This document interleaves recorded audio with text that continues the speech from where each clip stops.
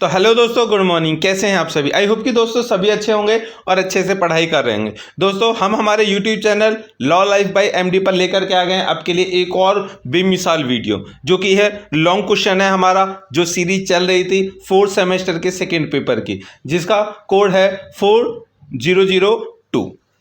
चलिए क्वेश्चन है question number 4। Question है कर्मचारी प्रीतिकर अधिनियम और इस अधिनियम का उद्देश्य।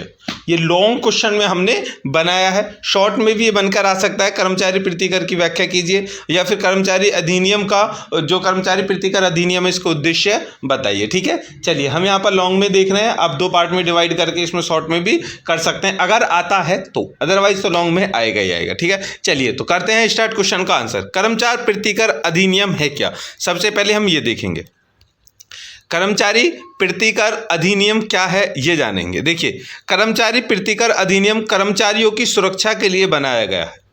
भारत में कर्मचारियों को प्रीतिकर दिलाने की बात सबसे पहले 1923 में लागू की गई, जो कर्मचारियों के पक्ष में था। 1923 से पहले भारत में औद्योगिक संस्थाओं में कार्य कर रहे लाखों मजदूर प्रीतिकर के अधिकार से पूरी तरह वंचित थे।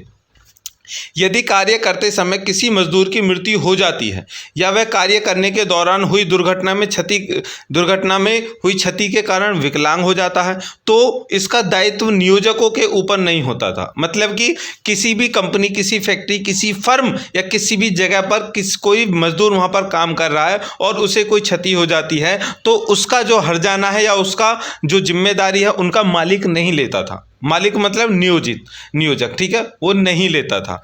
तो ऐसे में यदि उन मजदूरों को कार्य करते समय दुर्घटना से क्षति होती है तो क्या किया जाए?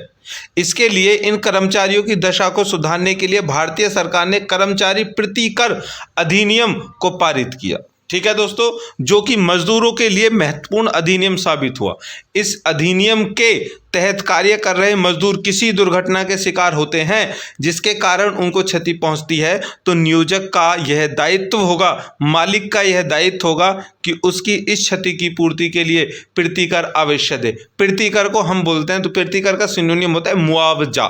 ठीक है दोस्तों, मुआवजा या फिर क्षतिपूर्ति अवश्य करें, ताकि उसके और उसके परिवार की आर्थिक मदद मिल सके। देखिए, बहुत सारी कंडीशन ऐसी हैं दोस्तों जो पहले होती थी। ठीक है, पहले जो मजदूर, जैसे कि पहले जो मजदूर थे, ठीक है, वो कंपनियों में काम करते थे, कोई वहाँ पर मर जाता था, कोई कुछ हो जाता था। एक से एक खतरनाक जो कंपनियां हैं, जैसे कि आपको पता है उत्तर प्रदेश का सबसे बड़ा औद्योगिक क्षेत्र कौन सा है दोस्तों? चलिए मुझे बताइए जल्दी से। ठीक है, ऑप्शन देता हूं मैं आपको, गाजियाबाद और कानपुर, ठीक है, और सिकंदराबाद। ठीक है, सिकंदराबाद का एक क्षेत्र है, सिकंदराबाद से दादरी की तरफ इधर जाओगे, जोखाबाद, हाँ जोखाबाद, सिकंदराबाद, या फिर गाजियाबाद, कानपुर, या फिर आगरा। चारों में से आपको बताना है सबसे बड़ा उद्योग का क्षेत्र कौन सा है। ठीक है, चलिए हम सिकंदराबाद की बात करते हैं। तो अब सिकंदराबाद में बहुत सारी फैक्ट्रियां ऐसी हैं दवाई। जब मैं कभी इधर से निकलता हूं तो मैं देखता हूं कि जोखाबाद के पास जब जाते हैं तो ऊपर एक पुल सा, अब एक फ्लाईओवर, उसके ऊपर जाते हैं, वहां पर इतनी बड़ी दुर्गंध आती है, इतनी बुरी दुर्गंध आती है कि बस पूछो मत। और वहां पर लोग काम कर रहे हैं, तो बताइए कैसे वो बीमार नहीं होंगे, या फिर वो क्षति होगी ना उनको, लेकिन वो वहां पर काम कर रहे हैं, राजी से काम कर रहे हैं। चलिए ठीक है, काम कर रहे हैं, जितने भी लोग होंगे सब सताए हुए होंगे, ठीक है, गरीब ही होंगे जो कर रहे हैं यहाँ पर। ठीक है, वरना हम तो अगर किसी भी कंडीशन में ऐसी जगह ना करें, क्योंकि मैं मानता हूँ वहाँ पर इतना पॉल्यूशन है कि उनका 10-20 साल ही जीवन है, उसके बाद में ख़त्म हो जाएगा। लेकिन अगर उन्हें इस कारण से, हमारे पॉइंट चल रहा था केवल ये कि उन कंपनियों में जो दुर्गंध है, जो दवाई की कंपनियां हैं, वहां पर वो वर्क कर रहे हैं गलती से। ठीक है, जैसे दवाइयां बनती हैं, जितने भी खेतों में उनमें लगते हैं, वो दवाइयां वहां पर बनती हैं, और किसी के मुंह में जरा सी दवाई चली जाए और वो उसको मर जाए, वो पागल हो जाए, कुछ हो जाए, तो कंपनियां उसको प्रीतिकर मतलब मुआवजा नहीं देती थी। ठीक है, लेकिन अब जब से पहले ऐसा होता था, नहीं देती थी, मर गया तो मर गया, फेंक दो इसको बाहर।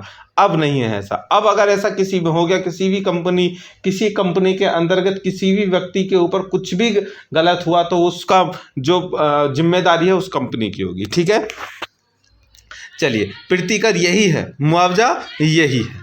चलिए, अब है अधिनियम कहाँ लागू हो सकता है। देखिए, कर्मचारी प्रीतिकर अधिनियम 1923 भारत के हर क्षेत्र में लागू होगा। इसके तहत वे सभी श्रमिक जिनकी मासिक आय मजदूरी 500 रुपये प्रति माह अधिक नहीं है, 500 रुपये प्रति माह से अधिक नहीं है, इस अधिनियम के तहत वो सभी श्रमिक सम्मिलित होंगे जो कारखानों, खानों, बागानी, निर्माण कार्य, यांत्रिक, परिवहन और अन्य कठिन कार्यों में लगे होंगे। ठीक है, अब आप कह रहे होंगे कि ये जो मासिक आय है मजदूरी 500 रुपये प्रति माह उससे अधिक नहीं है। ठीक है, कहने का मतलब है ये अब की बात नहीं है भाई साहब, ये कब की 1923 की बात चल रही है। ठीक है, वहाँ पर 500 रुपये, अब लगा सकते हो उस समय पर 500 रुपये कितना है। मैं ये कह सकता हूँ कि उस समय का 500 रुपये अब की 50,000 है। ठीक है, उस समय 500 रुपये जो था 1923 में 500 रुपये की कीमत अब के समय में 50,000 है। तो ये क्या है, 50,000 से नीचे वाले, ठीक है, एक औसत बता रहा हूँ। ठीक है, तो उससे नीचे वाले जितने भी लोग हैं सबके लिए ये लागू होगा। ठीक है, आगे कर्मचारी प्रीतिकर अधिनियम का उद्देश्य क्या है। देखिए, उद्देश्य तो हमने बता दिया है आपको अपनी एक्सप्लेनेशन में, फिर भी हम देख लेते हैं। इस अधिनियम का मुख्य उद्देश्य कर्मचारियों के हित में कार्य करना है। श्रमिकों के लिए, मतलब कि जो कर्मकार हैं उनके कार्य करते दौरान दुर्घटना होने के कारण होने वाली स्थायी या अस्थायी क्षति, ऐसी अयोग्यता जो श्रमिक को 3 दिनों से अधिक कार्य करने के अयोग्य कर देती है, तो ऐसी क्षति जो कार्य के दौरान हुई दुर्घटना के कारण हुई है उसकी क्षतिपूर्ति का दायित्व नियोजक का होगा। यदि अधिनियम दुर्घटनाओं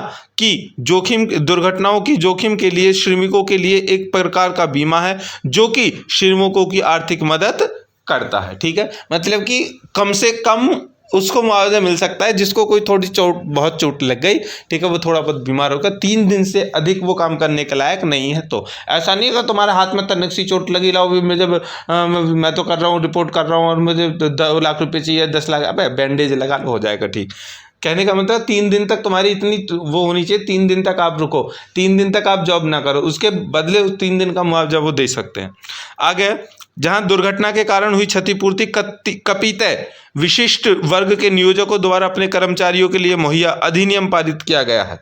जैसे कि औद्योगिक दुर्घटनाओं के कारण क्षतिग्रस्त कर्मचारियों को नियोक्ता से निर्धारित क्षतिपूर्ति जल्द से जल्द दिलवाना, ये यही कार्य करता है। ठीक है, दूसरा है दुर्घटनाग्रस्त श्रमिकों के आश्रितों को आर्थिक मदद कर संकट के समय में सहायता प्रदान करना।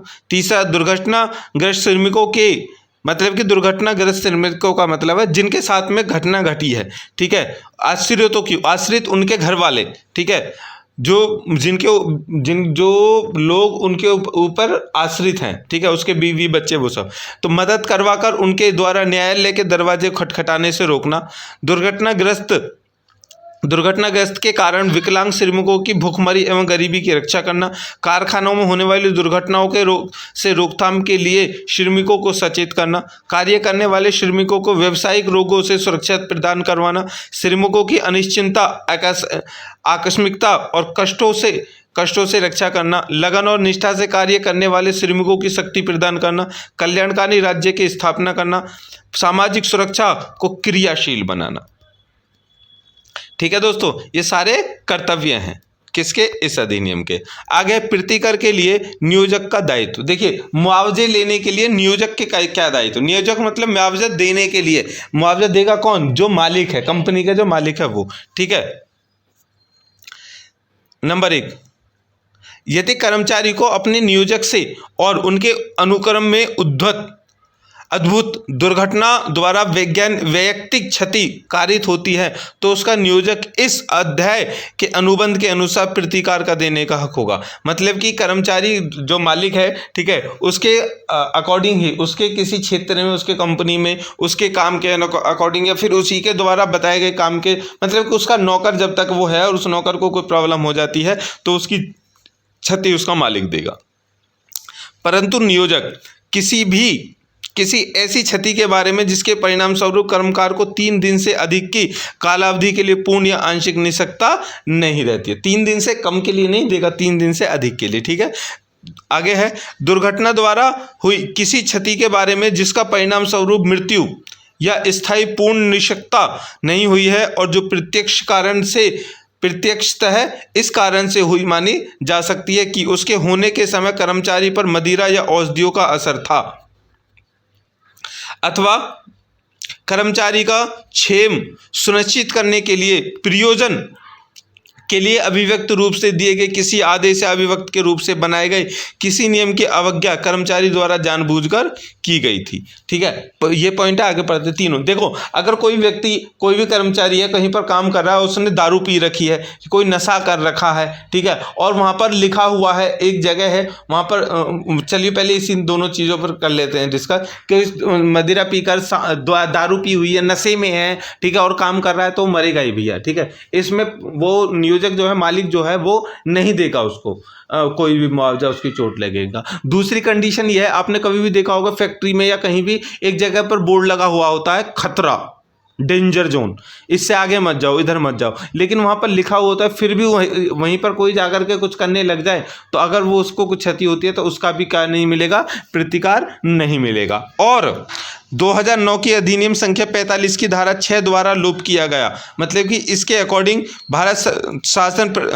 भारतीय विधि अनुकूलन आदेश 1937 द्वारा भारत सरकार के स्थान पर प्रतिस्थापित 1995 के अधिनियम संख्या 30 की धारा 2 द्वारा 15/9/1995 से उपधारा 3 के स्थान पर प्रतिस्थापित 2009 के अधिनियम संख्या 45 की धारा 3 के द्वारा प्रतिस्थापित 2009 के अधिनियम संख्या 45 की धारा 4 द्वारा प्रतिस्थापित और 1959 के अधिनियम संख्या 8 की धारा 3 द्वारा 1/6/1959 से 7 के स्थान पर प्रतिस्थापित 7वां पॉइंट 1933 के अधिनियम संख्या 15 की धारा 3 द्वारा से होने वाली किसी कर्मकार को क्षति के स्थान पर प्रतिस्थापित 1995 के अधिनियम संख्या 30 की धारा 3/15/9/95 से अंतस्थापित या फिर 2009 के अधिनियम संख्या 45 की धारा 4 द्वारा प्रतिस्थापित। इस प्रकार देनदार नहीं होगा। देखिए, अब आप कह रहे होंगे कि ये सारे पॉइंट क्या हैं। देखिए, जो 9 पॉइंट है इस अधिनियम में ये सभी बदलाव हो चुके हैं। ठीक है, तो पहले इन पर मिलता था, अब नहीं मिलेगा, इनका केवल ये है। ठीक है, तो इन धाराओं को याद कर लेना। ये धारा जो पहले थी, इन पर पहले मुआवजा देने का उनको था, लेकिन अब नहीं, क्योंकि अब इनमें संशोधन हो चुका है। ठीक है दोस्तों, चलिए आगे बढ़ें। चलिए आगे बढ़ते हैं। देखिए, यदि अनुसूची 3 के भाग क में विनिर्दिष्ट किसी नियोजन में नियोजित कर्मचारी को कोई ऐसा रोग लग जाता है जो उस नियोजन में विशिष्टतः होने वाली उपजीविकाजन्य रोग के रूप में उस भाग में विनिर्दिष्ट है, या जिस नियोजक की सेवा में कर्मचारी अनुसूची 3 के भाग ख में विनिर्दिष्ट किसी नियोजन में 6 मास से अन्यून की निरंतर कालावधि के लिए जिस कालावधि में किसी अन्य नियोजक के अधीन उसी ढंग के नियोजन में सेवा की कालावधि सम्मिलित नहीं होती, नियोजित रहा है, उस नियोजक की सेवा में रहने के समय यदि उससे कोई रोग लग जाता है जो नियोजक के विशिष्ट होने वाली उपजीविका जन्य रोग के रूप में उस भाग में विनिर्दिष्ट है, या अनुसूची 3 के भाग ग में विनिर्दिष्ट किसी नियोजन में कर्मचारी को एक या अधिक नियोजन की सेवा में ऐसा निरंतर कालावधि के लिए जैसे हर एक नियोजन के बारे में केंद्रीय सरकार विनिर्दिष्ट करे कि रहने के समय